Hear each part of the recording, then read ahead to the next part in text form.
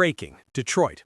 While the rest of the league scrolls past the ticker and files the Jets' teardown under AFC drama, I'm telling you this changes our board. This is Lions News Fan Report. I'm talking straight to you, one-on-one.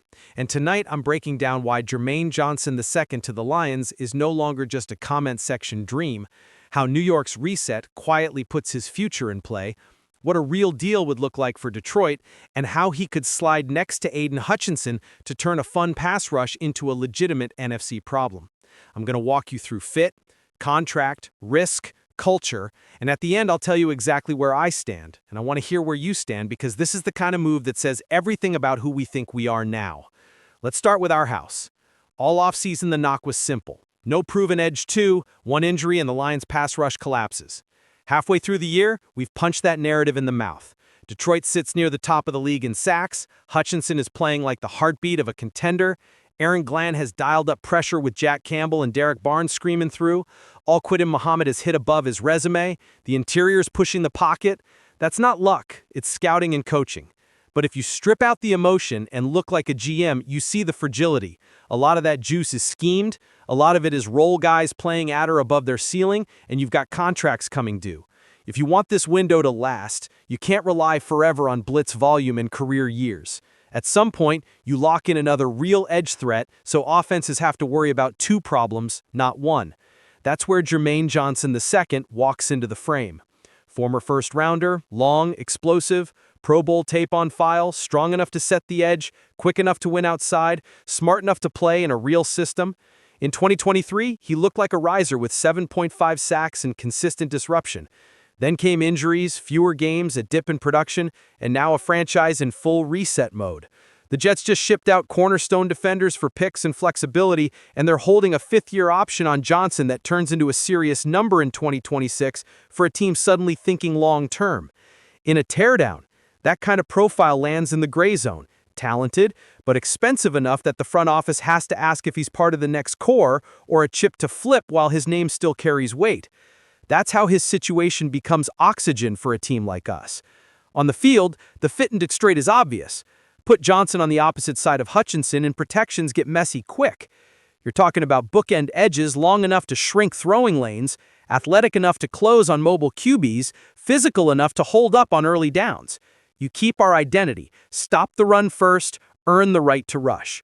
Johnson has shown he can anchor on the edge, chase from the backside and then turn it loose on third down. In Aaron Glenn's fronts, you can line him up wide to stress tackles, walk him down tight, stunt him inside or just let him go win one-on-one while Hutch eats chips and slides on the other side. That balance allows you to call fewer all-out pressures, keep more bodies in coverage, and still affect the pocket consistently. Exactly what you need when the weather gets ugly and the quarterbacks get better. But if we're serious, we have to talk risk. His last 2 seasons haven't matched the breakout trajectory. Injuries, limited availability, 1 sack over a short sample, questions about durability. You don't pretend that away. If you move for Jermaine Johnson, you are betting on your medical info, your coaching, and your culture. You're saying, we think our building gets him back to that Pro Bowl level. And this is where, for once, I trust the Lions to be on the right side of that line. This regime hasn't thrown picks at fading names. They've walked away from bad prices. They've built a locker room that doesn't let passengers hide. If Johnson comes here, he isn't the savior. He's the guy joining Hutch, McNeil, Branch, the established voices who already set the temperature. Either he matches that standard or he'll stick out fast. Now compensation, because that's what separates contenders from clowns. At the deadline, the reported ask around the league lived in that second-round plus neighborhood, and nobody paid it. That tells you everything. Teams respect the talent but are fully aware of the context. When the panic window closes and it becomes an off-season conversation, reality usually corrects the sticker. If New York decides to move him, a sensible framework for Detroit is that conditional day 2 pick tied to games played or production, maybe with a late sweetener, not a clean premium pick as if he were a fully healthy top 10 edge today. Anything beyond that, anything that feels like buying the name instead of the player, Brad Holmes has to say no. And based on everything we've seen from this front office, he would. From a timeline standpoint, this is where the move tempts me. Johnson is still in that sweet spot where, if the bet hits, his prime overlaps with Hutchinson, McNeil, Laporta, Gibbs, St. Brown, the actual core of this franchise. You're not chasing a one-year rental. You're potentially installing a long-term bookend. Financially, the rookie deal plus the option is big, but manageable if he produces. And crucially, you don't extend on arrival. You let him earn his future in Honolulu Blue. If he becomes the guy he flashed in 2023 next to Hutch, you're happy to talk years. If not, you've taken a calculated swing with a defined exit, not change your cap to a hope. Culturally, Detroit is one of the few places where this gamble makes sense. This isn't a soft landing spot. This is a room where effort, toughness, and accountability are non-negotiable. For a high-upside edge rusher trying to re-anchor his career, that can be the perfect environment. No excuses, clear standard, real chance to matter. For us, bringing him in at the right cost would be a statement that we believe our identity is strong enough to absorb talent with questions and shape it, not be warped by it. That's what grown franchises do. So here's my straight read on Jermaine Johnson II to the Lions right now. There is no deal in place. There is no secret handshake.